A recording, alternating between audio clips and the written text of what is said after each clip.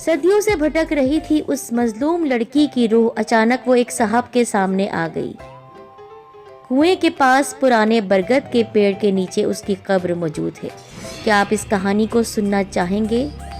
آپ اس کہانی کو لازمی سنیے گا، کیونکہ اگر مس کر دیا تو بہت افسوس ہوگا، اور ہاں، ڈرنا ضروری ہے۔ میں یہ کہانی یقین اور بے یقینی کے درمیان سنا رہا ہوں۔ کیا کسی کے ساتھ ایسا بھی ہو سکتا ہے؟ لیکن میرے ساتھ ایسا ہوا، اور سب کچھ گزر جانے کے بعد بھی مجھے احساس نہیں ہو سکا کہ کیا واقعی کچھ ایسا ہی تھا۔ میں اپنی کہانی کہاں سے شروع کروں؟ جہاں سے شروع کرنا چاہتا ہوں وہیں سے ایک اور سلسلہ شروع ہو جاتا ہے۔ میں نے محبتوں کا سفر کیا ہے۔ جی ہاں، محبت کبھی کبھی تیز رفتار سواری کی طرح ہو جاتی ہے جو اپنے ساتھ ساتھ بہائے لیے جاتی ہے۔ راستے میں طرح طرح کے مناظر آتے ہیں، لیکن محبت کی گاڑی پر سوار مسافر کو یہ مناظر اپنی طرف متوجہ نہیں کر پاتے۔ میں محبت نگر کے جنگلات میں لکڑیوں کا ٹھیکیدار تھا، باقاعدہ لائسنس یافتہ۔ ایک بات بتا دوں، میں نے کبھی کوئی غیر قانونی کام نہیں کیا۔ ہر ٹھیکیدار کے لیے ایک خاص حد مقرر تھی۔ کبھی کبھی ایسا ہوتا کہ مجھے خود جنگلات میں جا کر کام کی نگرانی کرنی پڑتی تھی، ورنہ عام طور پر میرے کارندے ہی یہ کام کیا کرتے تھے۔ اچھا خاصا کام تھا، اچھی خاصی زندگی گزر رہی تھی۔ شہر میں اپنا ایک فلیٹ تھا، ایک گاڑی تھی، بینک بیلنس تھا، شادی نہیں ہوئی تھی۔ البتہ میرے ساتھ میری ماں اور چھوٹا بھائی اکمل رہتے تھے۔ میرا نام اجمل ہے، بس ہم دو بھائی ہیں۔ زندگی میں محبت نام کی کوئی ایک چیز آئی تو تھی، لیکن بہت مختصر عرصے کے لیے، اسی لیے اس کا یہاں ذکر کرنا فضول ہے۔ اس کہانی کی شروعات اس دن سے ہوتی ہے جب میں اپنے کام کی نگرانی کے لیے جنگلات کی طرف گیا تھا۔ میں نے شاید یہ نہیں بتایا کہ اس جنگل میں ایک چھوٹا سا ریسٹ ہاؤس بھی تھا جو ٹھیکیداروں اور جنگلات کے عہدیداروں کے لیے تعمیر کیا گیا تھا۔ اس ریسٹ ہاؤس میں محمد حسین نام کا ایک چوکیدار بھی تھا، جس کا کوارٹر ریسٹ ہاؤس کے پیچھے بنا ہوا تھا۔ میں جب بھی جاتا محمد حسین خدمت گزاری میں کوئی کسر اٹھا نہیں رکھتا تھا۔ بارش کے دن تھے، میں عام طور پر ایسے موسم میں جنگل کی طرف جانے سے گریز کرتا ہوں، لیکن ان دنوں کچھ ایسا کام آ پڑا کہ مجھے جانا پڑ گیا تھا۔ محمد حسین کو میں نے پہلے سے اطلاع دے رکھی تھی، اس لیے اس نے میرے لیے پسندیدہ کمرہ صاف کرا دیا تھا۔ اس شام بھی ہلکی بارش ہو رہی تھی۔ محمد حسین نے بہت خوش دلی سے استقبال کیا تھا۔ تم ٹھیک ہو محمد حسین؟ میں نے پوچھا۔ میں اس کے لیے شہر سے مٹھائیاں لیتا گیا تھا۔ وہ بہت شوق سے مٹھائیاں کھاتا تھا، اسی لیے میں جب بھی جنگلات کی طرف جاتا اس کے لیے ضرور لے جاتا تھا۔ ہاں صاحب، سب ٹھیک ہے، مہربانی آپ کی۔ میں نے مٹھائی کا ڈبہ اس کی طرف بڑھا دیا۔ یہ لو، یہ تمہارا تحفہ۔ وہ مٹھائی لے کر خوش ہو گیا تھا۔ آپ کی بڑی مہربانی جی۔ یہ بتاؤ یہاں کے حالات تو ٹھیک ہے نا؟ ہاں ویسے تو سب ٹھیک ہے، لیکن کچھ دنوں سے ایک بھیڑیا اس طرف آنے لگا ہے، اس نے بتایا۔ بھیڑیا؟ میں نے چونک کر پوچھا۔ لیکن محمد حسین، ان علاقوں میں تو بھیڑیے نہیں ہوتے۔ یہی تو حیرانگی کی بات ہے صاحب، ہر دوسرے تیسرے دن، میرا مطلب ہے رات کے وقت، سامنے آ کر روتا رہتا ہے۔ کوئی نقصان تو نہیں پہنچایا؟ نہیں صاحب، اس نے ابھی تک کوئی نقصان تو نہیں پہنچایا ہے۔ ویسے بھی رات کے وقت ہم دروازے بند رکھتے ہیں۔ ریسٹ ہاؤس میں تو لوگ رکتے ہوں گے؟ ہاں صاحب، آپ تو جانتے ہیں کوئی نہ کوئی آتا ہی رہتا ہے، لیکن کسی کو بھی اس نے کوئی نقصان نہیں پہنچایا۔ تو پھر چھوڑو اس کو، بس اپنی جگہ محتاط رہو۔ محمد حسین کے ساتھ اس کی ایک بیوہ جوان بیٹی بھی رہا کرتی تھی۔ اس کے شوہر کا کسی حادثے میں انتقال ہو گیا تھا۔ کھانا اور ناشتہ وغیرہ وہی بنایا کرتی تھی، لیکن میں نے اسے آج تک نہیں دیکھا تھا۔ جنگل میں کام ہی کیا تھا، کام صبح سے شروع کرنا تھا، اسی لیے جلد ہی کھانا کھا کر بستر پر لیٹ گیا۔ رات 10 بجے کے قریب بارش تیز ہو گئی۔ شہروں میں اپنے گھروں میں بیٹھ کر بارش کا لطف اٹھانے والے یہ نہیں جانتے ویرانوں جنگلوں اور پہاڑوں پر ہونے والی بارشیں کیسی ہوتی ہیں، برستی گرجتی ہوئی اور لگاتار۔ دن کے وقت یہ بارش بہت خوبصورت لگتی ہے، لیکن رات کے وقت ایسا لگتا ہے کہ جیسے ہزاروں روحیں مل کر چیخ رہی ہوں۔ نیند نہیں آ رہی تھی، اس لیے کروٹیں لیتا رہا۔ پھر کمرے کے دروازے پر ہونے والی دستک نے چونکا دیا۔ محمد حسین کے علاوہ اور کون ہو سکتا ہے؟ وہ شاید مجھے کسی کام کا بتانے آیا ہے۔ میں نے دروازہ کھول دیا، لیکن وہاں پر ایک لڑکی کو دیکھا میں نے۔ ایک لڑکی کھڑی ہوئی تھی۔ جھٹکا سا لگا، اتنی رات گئے اس جنگل میں اتنی تیز بارش میں کسی اجنبی لڑکی کی آمد حیران کن ہی ہو سکتی تھی۔ وہ بھیگی ہوئی تھی، خوبصورت لڑکی تھی۔ بارش کے قطروں کی وجہ سے اس کے خوبصورت بال اور گال گیلے ہو گئے تھے۔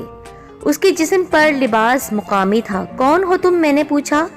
میں بھیگی ہوئی ہوں، اس نے کہا۔ اس کی آواز بہت خوبصورت تھی۔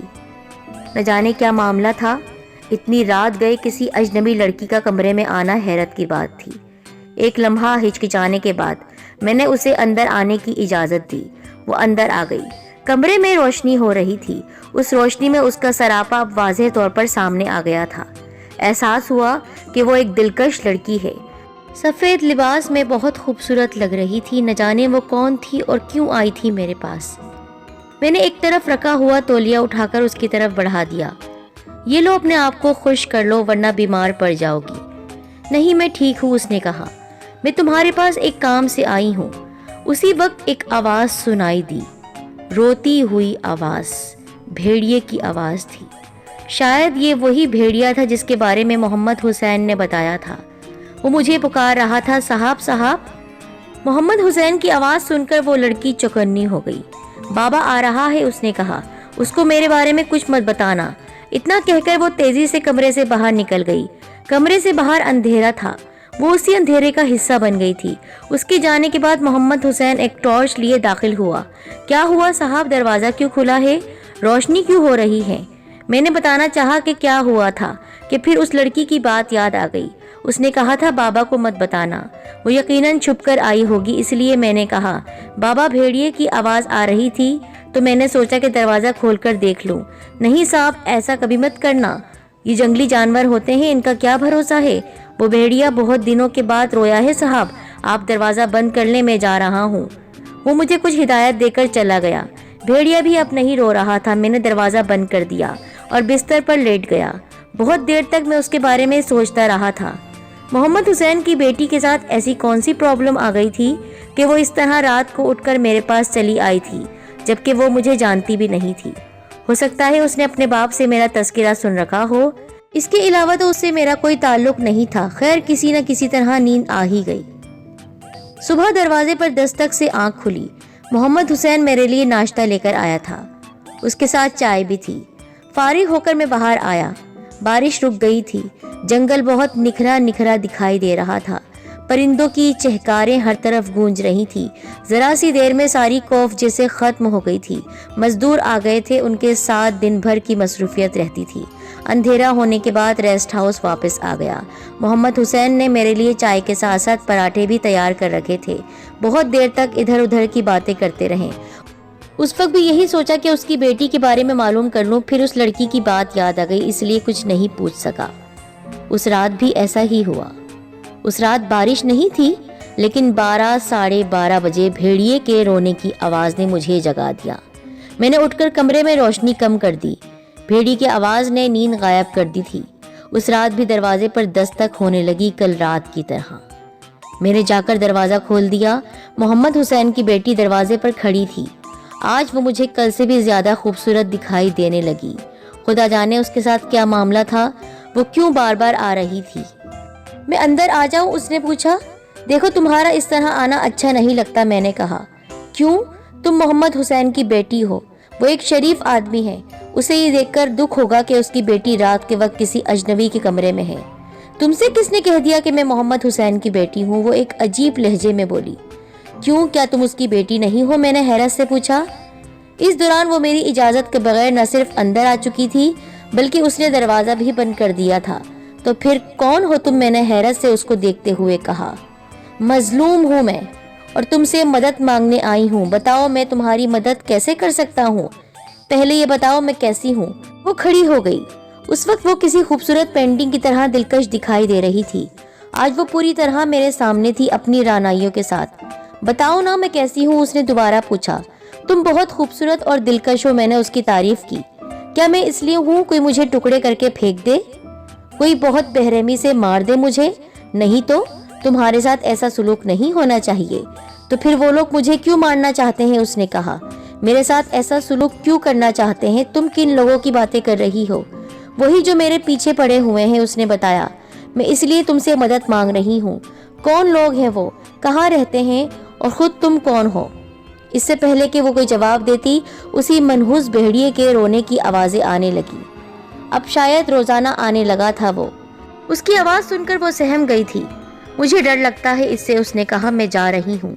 ठहरो, कहाँ जा रही हो? वो तुम्हें नुकसान पहुँचा सकता है। नहीं, मैं दूसरी तरफ से निकल जाऊंगी, उसने कहा। वो मुझ तक नहीं पहुँच सकेगा। वो दरवाजा खोलकर तेजी से बाहर निकल गई।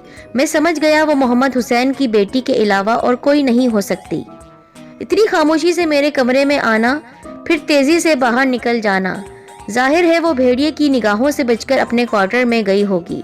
शायद उसे ये अंदेशा होगा कि उसका बाबा भेड़िए की आवाज़ सुनकर क्वार्टर से बाहर न निकल आए, इसलिए वो फौरन चली गई थी। लेकिन क्यों?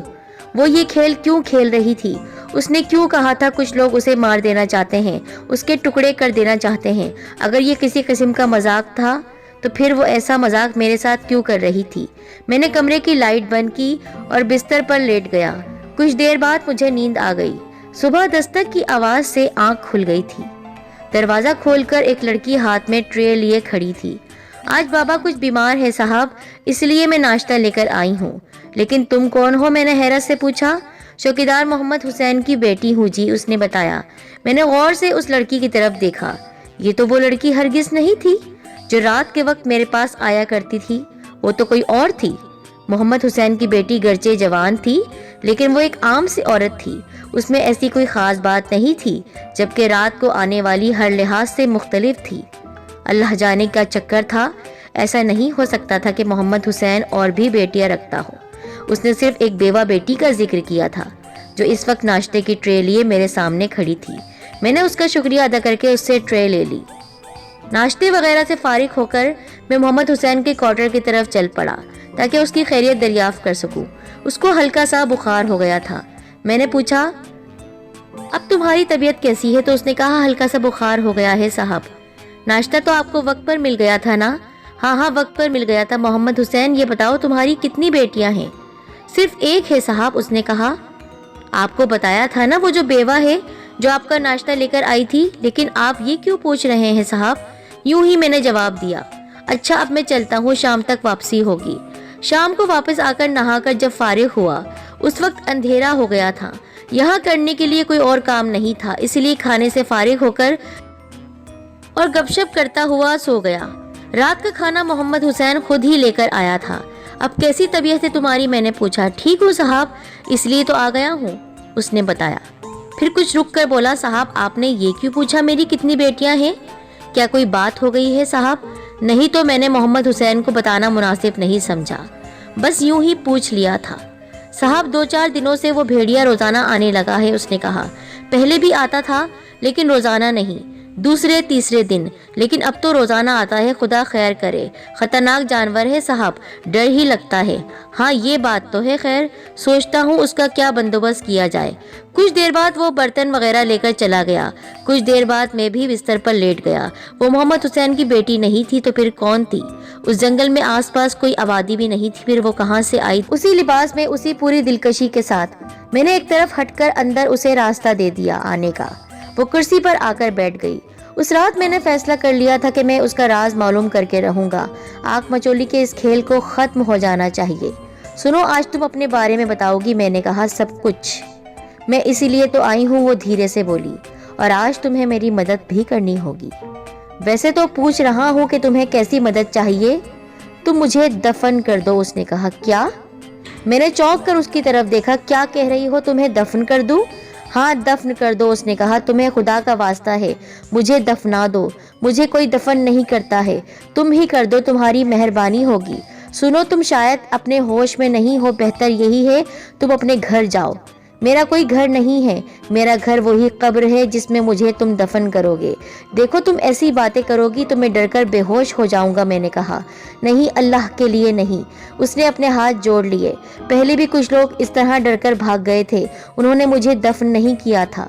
बहुत दिनों बाद तुम आए हो, अगर तुमने मेरी बात नहीं मानी तो न जाने कब तक भटकती रहूंगी। वाह, मैं हंस पड़ा। तुम तो इस तरह कह रही हो जैसे तुम कोई रूह हो जो भटकती रहती हो, बिल्कुल फिल्मों की तरह भटकती फिर रही हूँ। यकीन नहीं आता? उसने अपना हाथ मेरी तरफ बढ़ा दिया। लो, इसे छू कर देखो। मैंने उसके बड़े हुए हाथ को छुआ और एक झटके से पीछे हट गया। वो हाथ ठंडा था, इतना ठंडा کہ غیر فطری محسوس ہو رہا تھا۔ ایسی ٹھنڈک کا احساس مجھے پہلے کبھی نہیں ہوا تھا۔ میں سن کر رہ گیا، سن ہو گیا۔ یہ کیسی کہانی تھی؟ کون تھی یہ لڑکی؟ شاید لاش تھی۔ زندہ انسان کا جسم اتنا ٹھنڈا نہیں ہو سکتا۔ میں بری طرح خوف زدہ تھا۔ ریڑھ کی ہڈی تک میں خوف کی لہر محسوس کر رہا تھا۔ پورے جسم کو سن کر دیا تھا میرے اس ہاتھ کے احساس نے۔ کبھی کبھی حقیقت اور وہم کی سرحدیں ایک دوسرے کے بہت قریب آ جاتی ہیں، کچھ بھی پتہ نہیں چلتا۔ اس رات اس لڑکی نے جو کچھ بتایا تھا، اگر وہ سچ تھا تو پھر واقعی بہت حیرت کی بات تھی اور بہت ڈر کی بات بھی تھی۔ ظاہر ہے اس رات بہت دیر تک مجھے نیند نہیں آ سکی۔ میں ڈر رہا تھا، خوف سے کانپ رہا تھا اور ہلکا سا مجھے بخار بھی ہو گیا تھا۔ دوسری صبح محمد حسین ہی میرے لیے ناشتہ لے کر آیا۔ ناشتے سے فارغ ہو کر میں نے محمد حسین سے پوچھا، یہ بتاؤ اس جنگل میں کوئی پرانا کنواں ہے؟ ہاں صاحب، وہ جدھر جھاڑیاں پھیلی ہوئی ہیں ان کی دوسری طرف ایک میدان ہے۔ وہ کنواں اس میدان میں ہے، لیکن اس طرف کوئی جاتا نہیں ہے۔ وہ کیوں؟ صاحب کہتے ہیں اس طرف ایک روح بھٹکتی رہتی ہے، بہت سے لوگوں نے دیکھا ہے اس کو۔ کس کی روح ہے؟ میں نے پوچھا۔ کیا بتاؤں صاحب، بہت پرانی کہانی ہے۔ کچھ لوگوں نے ایک لڑکی کو مار کر اس کی لاش کنویں میں پھینک دی تھی۔ بہت دنوں پہلے کی بات ہے، شاید اس وقت میں بچہ تھا۔ کیا نام تھا اس بیچاری کا؟ میں نے پوچھا۔ صفیہ نام تھا صاحب اس کا۔ میں نے اپنے بچپن ہی سے یہ کہانی سن رکھی ہے۔ وہ بہت خوبصورت لڑکی تھی۔ میں الجھی ہوئی نگاہوں سے محمد حسین کی طرف دیکھتا رہا۔ صفیہ، یہی نام اس لڑکی نے مجھے بتایا تھا۔ میرے خدا، یہ سب کیا راز ہے؟ کیا وہ واقعی اپنی قبر کے لیے بھٹکتی پھر رہی تھی؟ کیا بات ہے صاحب، آپ اس کے لیے کیوں پوچھ رہے ہیں؟ محمد حسین، میں جو کچھ کہوں کیا تمہیں اس پر یقین آ جائے گا؟ کیوں نہیں صاحب؟ محمد حسین، اس لڑکی کی روح میرے پاس آتی ہے، میں نے بتایا۔ کیا؟ محمد حسین کا تو رنگ ہی اڑ گیا، وہ تھر تھر کانپنے لگا۔ یا آپ کیا کہہ رہے ہیں صاحب؟ ایک روح آپ کے پاس آتی ہے، وہ بھی اس کی جو صدیوں پرانی ہے؟ پھر میں نے محمد حسین کو ساری کہانی سنا دی۔ وہ بیچارہ بہت دیر تک اپنے کانوں کو ہاتھ لگا کر اللہ اللہ کرتا رہا۔ محمد حسین، اس نے مجھے بتایا ہے کہ اس کی باقیات، یعنی اس کا جو جسم ہے، وہ کنویں کے پاس ایک درخت کے نیچے بکھرا ہوا ہے۔ اس کی ہڈیاں درخت کے نیچے پڑی ہوئی ہیں۔ وہ ایک مسلمان اور مظلوم لڑکی تھی محمد حسین۔ اس کی روح بے چین ہو رہی ہے۔ اس نے ہم سے مدد مانگی ہے۔ اب یہ ہمارا فرض بنتا ہے کہ اس کی قبر بنا دیں۔ یہ ثواب کا کام ہوگا۔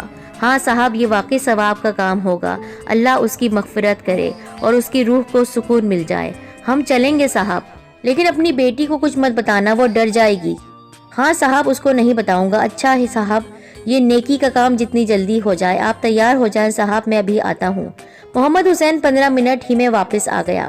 وہ اپنے ساتھ قبر کھودنے کے لیے گیتی اور کدال وغیرہ بھی لیتا آیا تھا۔ میں نے وہ دن اس لڑکی کی بے چین روح کے لیے وقف کر دیا تھا۔ آج مجھے اپنے کام پر نہیں جانا تھا۔ راستہ واقعی بہت دشوار تھا، کانٹے دار جھاڑیوں سے بھرا ہوا۔ محمد حسین نے بیلچہ لے رکھا تھا، جبکہ کدال میرے پاس تھی۔ انہی 2 اوزاروں سے جھاڑیاں صاف کرتے ہوئے آگے بڑھتے چلے گئے۔ پھر ایک ایسی جگہ آ گئے جہاں وہ پرانا کنواں موجود تھا۔ وہ تو نہ جانے کب کا خشک ہو چکا ہوگا، اور اس کے آس پاس بھی کانٹے دار جھاڑیاں تھیں اور دیگر پودے بھی۔ بہت ہی پرہول مقام تھا، جیسے ہم بھوتوں کی نگری میں آ نکلے ہوں۔ اس دور میں کسی پڑھے لکھے کو یہ سب بہت عجیب لگ رہا ہوگا۔ میں کن چکروں میں پڑ گیا تھا۔ آج کل ایسی باتیں کہاں ہوتی ہیں، لیکن آج کل بھی بہت کچھ ہوتا ہے۔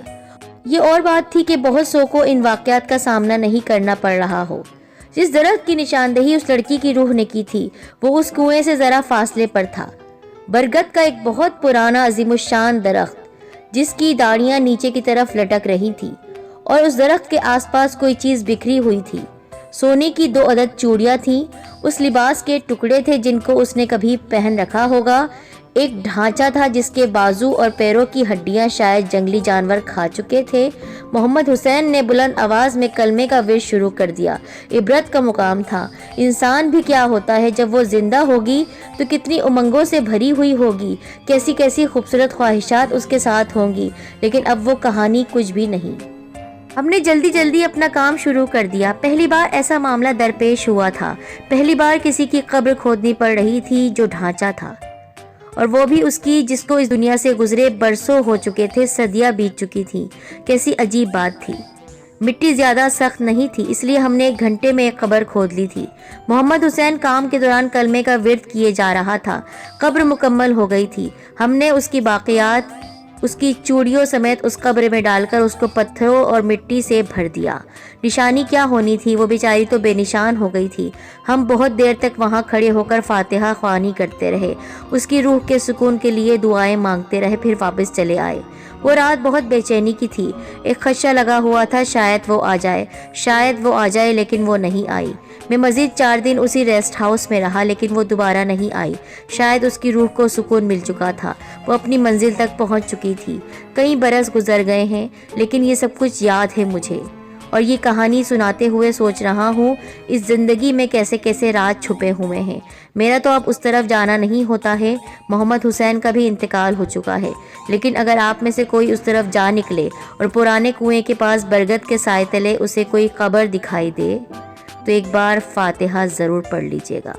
اللہ ہم سب کو ایسی آزمائشوں سے محفوظ رکھے۔